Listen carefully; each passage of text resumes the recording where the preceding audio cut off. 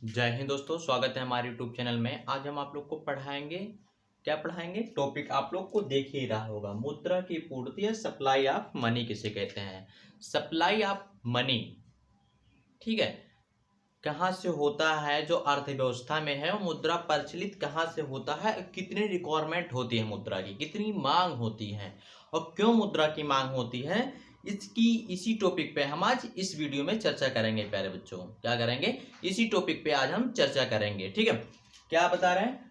मुद्रा की पूर्ति, supply of money. Supply of money के बारे में हम इस वीडियो में पढ़ रहे हैं, ठीक है। अब आप लोग सोच रहे होंगे मुद्रा की पूर्ति, अब मान लीजिए कोई अर्थव्यवस्था है तो उसमें कितना मुद्रा की पूर्ति है करनी चाहिए सरकार को या आरबीआई को। सरकार इसमें नहीं हम शामिल करते हैं, आरबीआई को। किसी देश में एक केंद्रीय बैंक होती है जो आरबीआई होती है, ठीक है, केंद्रीय बैंक होती है, उसके अंतर्गत हम अध्ययन करते हैं, ठीक है। सप्लाई ऑफ मनी के बारे में हम चर्चा करेंगे, ठीक है। सप्लाई ऑफ मनी, अर्थव्यवस्था में कितनी मांग है मुद्रा की, इसी टॉपिक पर हम अध्ययन करेंगे, ठीक है। सप्लाई ऑफ मनी, इसमें दो रीजन होते हैं। सप्लाई ऑफ मनी मांगने के लिए दो रीजन होते हैं, डिमांड होता है, दूसरा पूर्ति होता है। जितनी डिमांड होती है उतना पूर्ति होगा तो एक अर्थव्यवस्था संतुलन में रहेगी, ठीक है। जितना मांग होगी उतनी ही पूर्ति रहेगी तो अर्थव्यवस्था संतुलन में रहेगी। कोई इन्फ्लेशन, मुद्रास्फीति नहीं आएगा, इन्फ्लेशन डिस्प्लेशन कुछ भी नहीं आएगा, ठीक है। तो हम चलते हैं मुद्रा की मांग लोग क्यों करते हैं, ठीक है, ठीक है। मुद्रा की मांग, टॉपिक नंबर, ठीक है, पॉइंट नंबर 1, मुद्रा की मांग।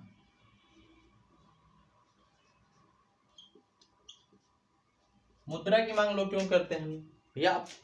पता है, जो अब डिजिटल इंडिया आ गई है, मुद्रा के बिना कुछ हो ही नहीं सकता। पहले तो जैसा रह नहीं गया कि वस्तु विनिमय प्रणाली है, किसी को हम चावल से गेहूं लिए, गेहूं से बार्टर सिस्टम की तो ये दुनिया रह नहीं गई है, डिजिटल इंडिया है और हर देश में मुद्रा की मांग है, ठीक है। ये मैं अपने इकोनॉमी के लिए, अर्थव्यवस्था के लिए नहीं बता रहा हूँ, हालांकि जितने भी 196 कंट्री हैं उनके बारे में बता रहा हूं, ठीक है, कि हर देश में मुद्रा की मांग है। और मांग क्यों करते हैं इसके बारे में हम चर्चा करेंगे, ठीक है।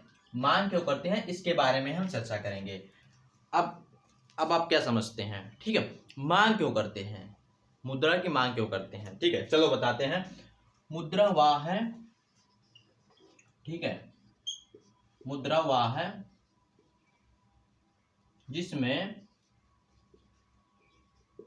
जिसमें क्रय शक्ति, ठीक है, जिसमें क्रय शक्ति होती है, ठीक है। अब इसका अर्थ क्या समझ पाए? मुद्रा वह है, ठीक है, जिसमें क्रय शक्ति होती है, किसी चीज वस्तु को हम तुरंत खरीद सकते हैं उधर देकर, ठीक है। जैसे हमें कोई चीज पसंद आया, अगर हमारे पास मुद्रा है, पैसा है, तभी तो हम उसे खरीद सकते हैं। तो मुद्रा में वह गुण शक्ति है, ठीक है, वह शक्ति है जिससे हम कोई वस्तु को खरीद सकते हैं या अदल बदल सकते हैं, ठीक है, अदल बदल सकते हैं, ठीक है। मुद्रा की परिभाषा में आप लोग को और बता दें, मुद्रा वह है जो मूल मापक है तथा भुगतान का साधन है। अब इससे क्या समझ में आया आप लोग को कि भैया मुद्रा वह है जो मूल मापक भी है और भुगतान का साधन भी है, ठीक है। समझ में आया कि नहीं आया? ठीक है। आप कैसे है मूल मापक? अगर मान लीजिए कोई वस्तु है, आप उसे खरीदे 10 रुपए का वैल्यू हो तो 10 रुपये आप पे करेंगे ना, तो क्या हुआ? मूल मापक हो गया, विनिमय का साधन है। आप कोई चीज लिए, उसके बदले में आप उसे पैसा दिए। हम अगर अर्थशास्त्र की भाषा में ना छोड़ के अगर मतलब व्यवहारिक बात करें तो उसे पैसा कहते हैं, अगर अर्थशास्त्र की भाषा में बात करें तो मुद्रा कहते हैं। तो मुद्रा मुझसे आसानी से दिए, वो स्वीकार कर लिया, उस पर क्या होता है? एक्ट बनाई जाती है। मुद्रा लोग क्यों स्वीकार करते हैं? एक्ट बनाई जाती है आरबीआई द्वारा। अगर कोई व्यक्ति इसे लेने से मना कर रहा है तो उसके तहत ये कार्रवाई चलेगी, ठीक, कार्रवाई होगी। इसलिए हर व्यक्ति मुद्रा को आसानी से स्वीकार कर लेता है। तो मुद्रा में वह गुण है जिसे लोग अपने पास रखना पसंद करते हैं, ठीक है, या रखना चाहते हैं। क्यों रखना चाहते हैं इसका रीजन तो हम आप लोग को बता ही दिए भैया, क्यों रखना चाहते हैं मुद्रा, क्योंकि इसमें क्रय शक्ति का गुण होता है, मूल मापक होता है। क्या होता है भैया? क्रय शक्ति का गुण होता है, ठीक है। दूसरा पॉइंट क्या है? मूल मापक होता है,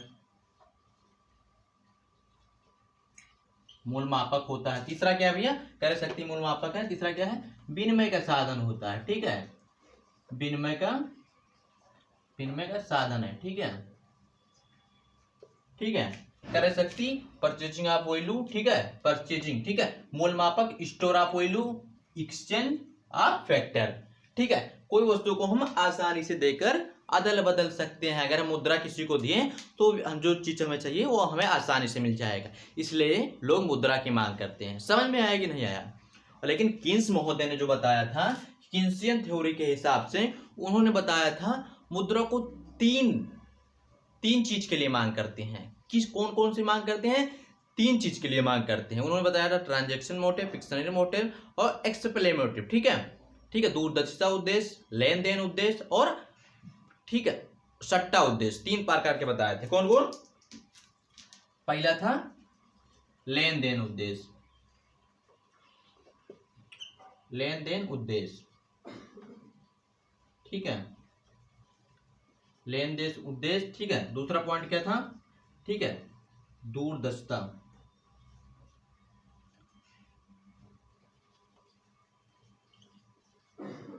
दूरदर्शिता उद्देश्य,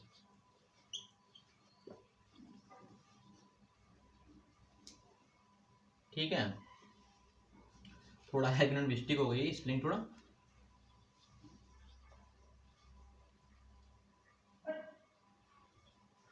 उद्देश्य, ठीक है, दूरदर्शिता उद्देश्य। और तीसरा क्या था? सट्टा उद्देश्य भैया, सट्टा, सट्टा उद्देश्य, ठीक है।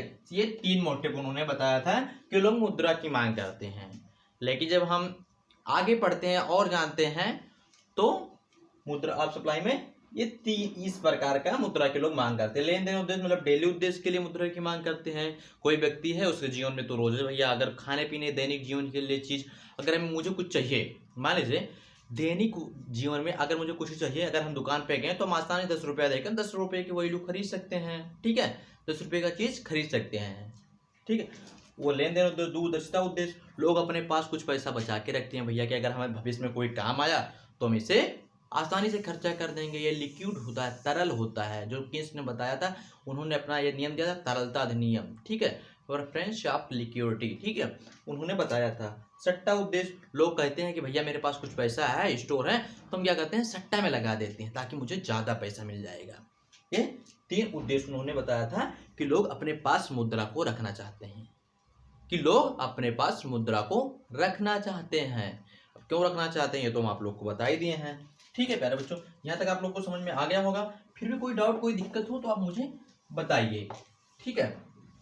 कोई डाउट हो तो कमेंट आप लोग जरूर कीजिएगा, क्योंकि हम इतना मेहनत से पढ़ाते हैं तो आप लोग भी मेहनत से पढ़ते रहिएगा। मेहनत से नहीं पढ़ेंगे तो क्या करेंगे भाई साहब, आप ही लोग बताइए, ठीक है। अब मुद्रा की मांग तो हो गई। अब भैया लोग मुद्रा कितना मांग है, अब चलते हैं सेकंड पॉइंट पे। सेकंड पॉइंट क्या है? मुद्रा की पूर्ति।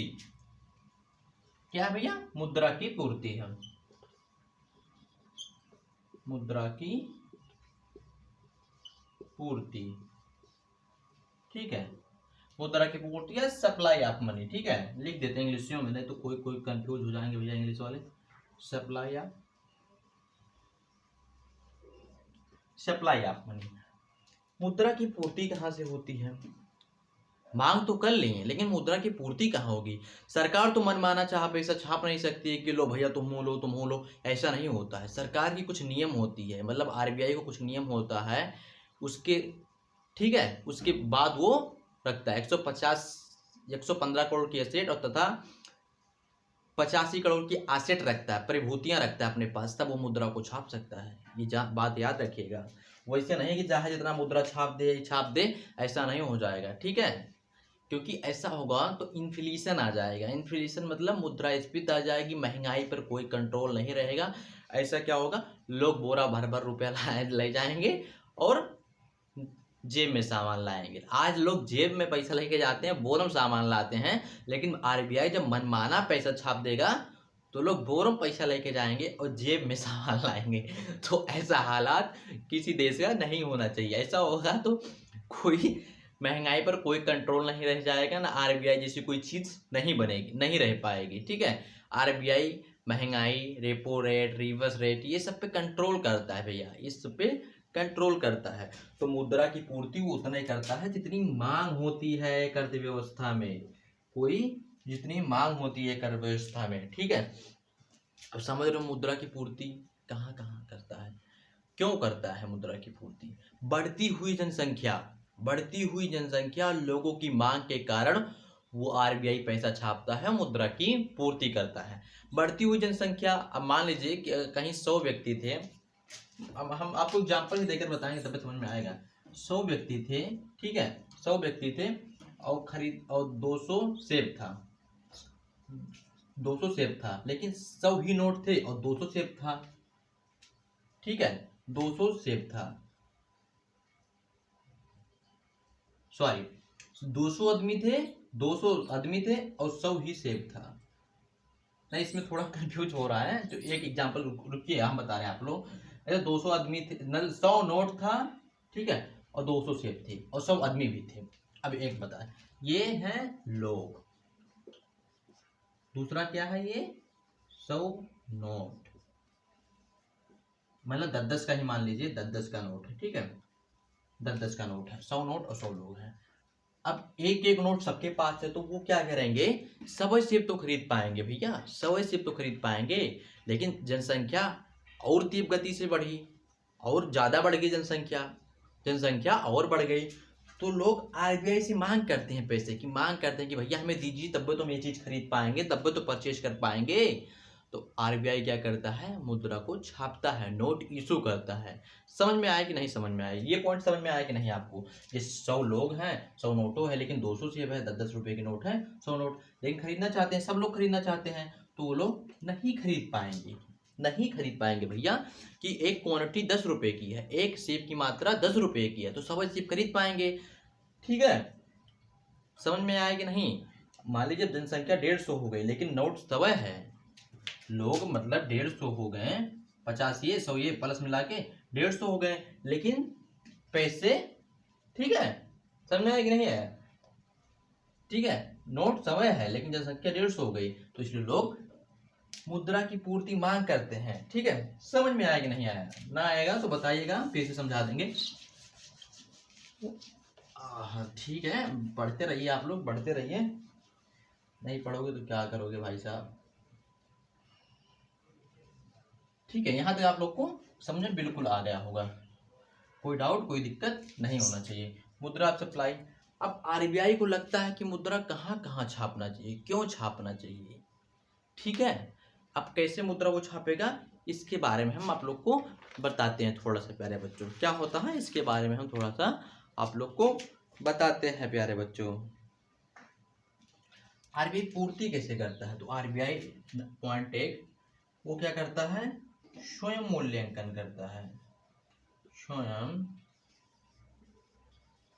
मूल्यांकन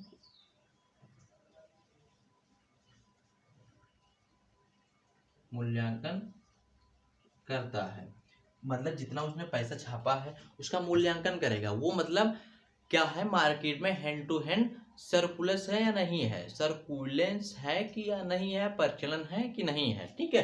प्रचलन अगर नहीं होगा, मान लीजिए आप 10 रुपये हैं, अगर कोई व्यक्ति अगर सेव करके रख लिया, ऐसे तिजोरी बना लीजिए, अगर उसमें सेव करके 10 रुपया रख लिया, तो इससे आरबीआई को घाटा होता है, लेकिन जो आदमी है उसे नफा होता है।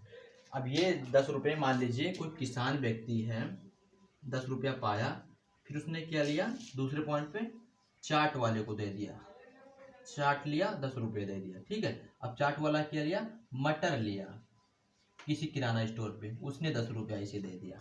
अब मटर वाला क्या किया, जहाँ बड़ा वाला होगा होलसेल, उस दुकान को दिया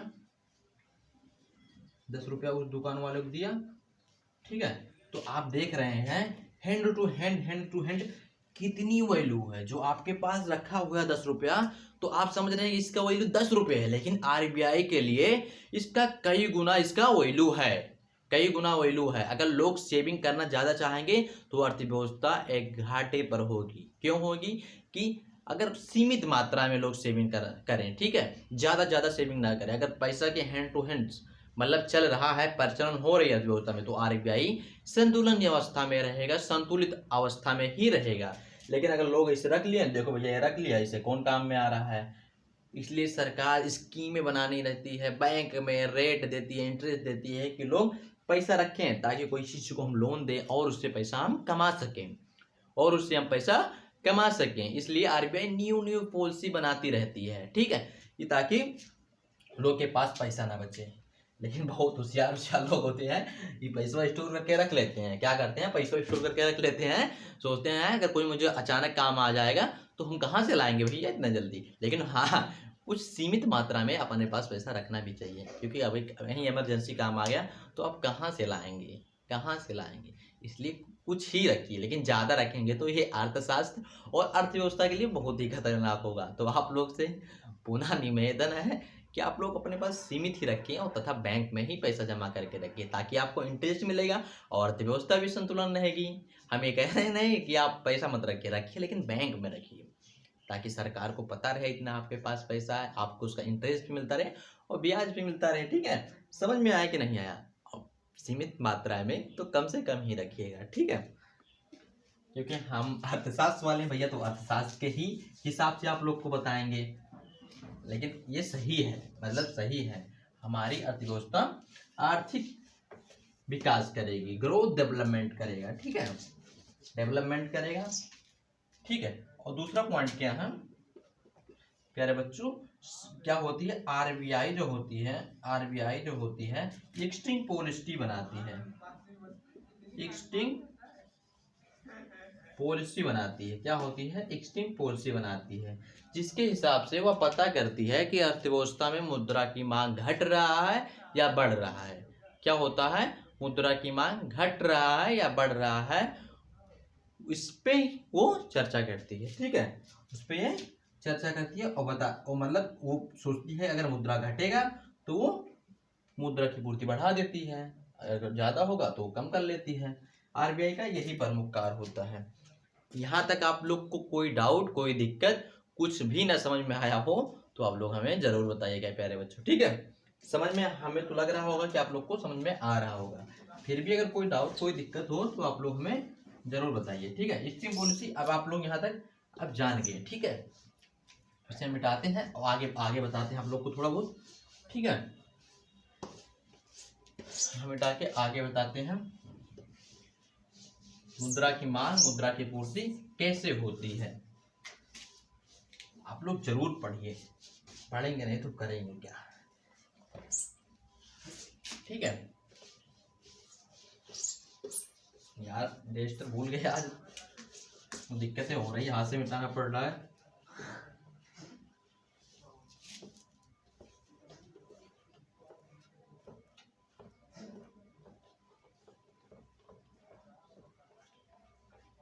रजिस्टर भूल गए इसलिए हाथ से मिटाना पड़ रहा है। अब भैया चलते हैं, हम आरबीआई ने एक कोड बनाया है। क्या बनाया है, आरबीआई ने एक कोड बनाया है कि मुद्रा का मांग कहाँ है, क्यों नहीं है, कहाँ करना चाहिए, उसके बारे में हम चर्चा करते हैं थोड़ा, ठीक है। कोड पहले आप लोग को बता दे तब उसके बारे में बताएंगे, ठीक है। कोड के बारे में थोड़ा बता दें। कोड क्या है भैया, M1 M2 M3 M4। ये देखकर आप लोग को पता ही नहीं चल रहा होगा ये है क्या भैया, है क्या। लेकिन आरबीआई ने एक कोड बनाया है जिसके तहत उसे पता चल जाता है कि मुद्रा की मांग कहाँ है और कहाँ नहीं है। आया समझ में, आया कि नहीं आया? आ गया होगा, मुझे तो लग रहा है कि आ गया होगा। फिर भी अगर कोई डाउट, कोई दिक्कत हो तो आप हमसे जरूर पूछिएगा प्यारे बच्चों। चलिए ठीक है, ये कोड तो हम अभी बाद में बताएंगे पूरा पूरा इसके बारे में। पहले हम चलते हैं, आप लोग को थोड़ा और इन्फॉर्मेशन बताते हैं, थोड़ा सा और बताते हैं। क्या हुआ था 1967 के दशक, 1968 क्या हुआ प्यारे बच्चों, 1967 से 1968 के दशक यम को स्वीकार किया गया। यम को आरबीआई ने स्वीकार कर लिया। क्या किया, आरबीआई ने स्वीकार कर लिया। स्वीकार करने के बाद इन्होंने क्या बताया, ठीक है, लोगों के पास नोट, सिक्का प्लस जमा, ठीक है, प्लस जमा, सेविंग अकाउंट ठीक है। सेविंग अकाउंट ये से दर्शा देते हैं, saving account, current account, current account, ठीक है। Saving account, current account plus RBI के पास जमा, प्लस आरबीआई के पास जमा, इसमें यम के अंतर्गत रखा गया। लोगों के पास नोट, सिक्के जमा उनकी जितनी भी हैं, उसके बाद उसके पश्चात में क्या रखा गया, आरबीआई के पास अन्य जमा जो है वो से स्वीकार किया गया। कितने दशक में भैया, 1967 के 68 के दशक में। यहाँ तक आप लोग को समझ में बिल्कुल आ गया होगा, ठीक है। फिर भी कोई डाउट, कोई दिक्कत रहेगा तो आप लोग हमसे पूछ लीजिएगा, हम बिल्कुल आप लोग को बढ़िया से बता देंगे। कोई डाउट, कोई दिक्कत इसमें नहीं रहेगी, ठीक है। मिटाना पड़ता है तो दिक्कतें तो होती हैं थोड़ा बहुत, ठीक है। फिर इसी दशक में थोड़ा M3 को बता देते हैं। M3 को 1977 में, ठीक है, 1977 में स्वीकार किया गया था, ठीक है। ये याद रखिएगा, एग्जाम में पूछ सकता है, लेकिन एमसीक्यू वाले में ज्यादातर ही पूछ सकता है भैया, एमसीक्यू वाले में ज्यादातर ही पूछ सकता है। क्या किया गया था, 1977 के दशक में स्वीकार किया गया था। चलिए ये सब बता चुके हैं, अब थोड़ा और बताते हैं ज्यादा, ठीक है। देखिए क्या हुआ था, C plus D, D plus वो डी, ये क्या है, कोड है भैया, ये क्या है, कोड है। आप लोग सोच रहे होंगे कौन सा कोड बता रहे हैं, आज सब कोड है, कोड तो बता रहे हैं, कुछ समझ में आएगा कि नहीं आएगा, बिल्कुल आएगा। कैसे आएगा, चलो हम बताते हैं, ठीक है। यहाँ सी का मतलब जो होता है वो क्या होता है प्यारे बच्चों, करेंसी होता है। क्या होता है, करेंसी होता है, ठीक है। क्या होता है, करेंसी होता है, ठीक है, करेंसी होता है। प्लस डी का क्या होता है, demand, demand deposit, demand deposit होता है, ठीक है। करेंसी इसका अर्थ होता है नोट, ठीक है, नहीं करेंसी अर्थ होता है सिक्का, सॉरी सॉरी सॉरी सॉरी बच्चों, क्या होता है, सिक्का, सिक्का, ठीक है। डिमांड डिपोजिट, फिर ये क्या होता है, वो और डी, वो और डी का अर्थ क्या होता है भैया, other deposit, other deposit, deposit इसका अर्थ होता है अन्य जमाएं, अन्य जमा, ठीक है। डिमांड डिपॉजिट क्या होता है, जितना मतलब मांग होती है, फिक्स डिपॉजिट जो करते हैं उसे कहते हैं डिमांड डिपॉजिट, ठीक है, जमा मांग, ठीक है।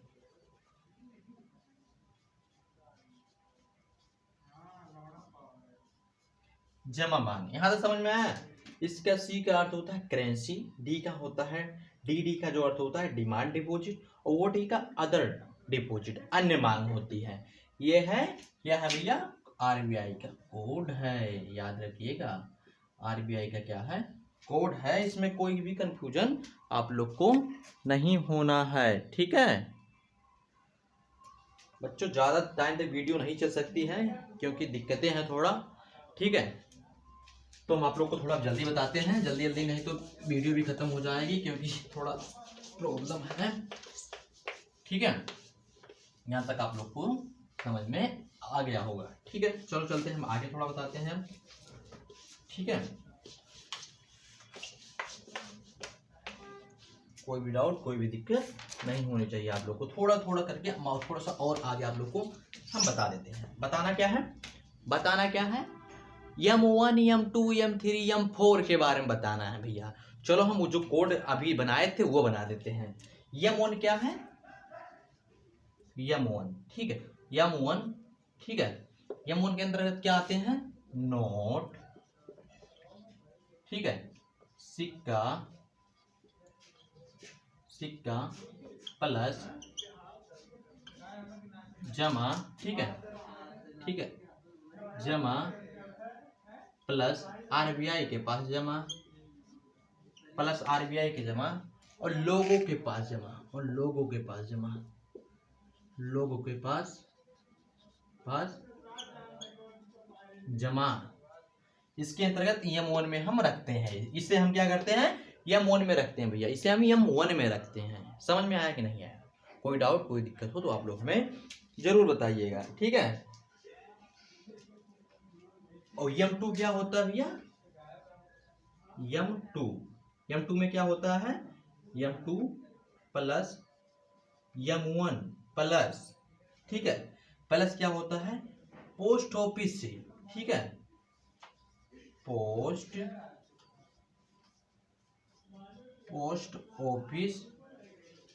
ऑफिस की क्या होता है, पोस्ट ऑफिस की ओनली ONLY, ठीक, ओनली डिमांड डिपॉजिट।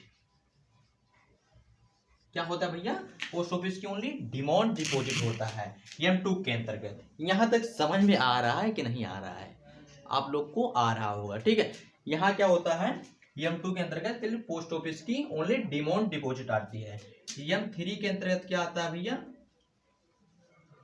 ठीक है, M3 के M1 आता है प्लस, ठीक है, पोस्ट ऑफिस की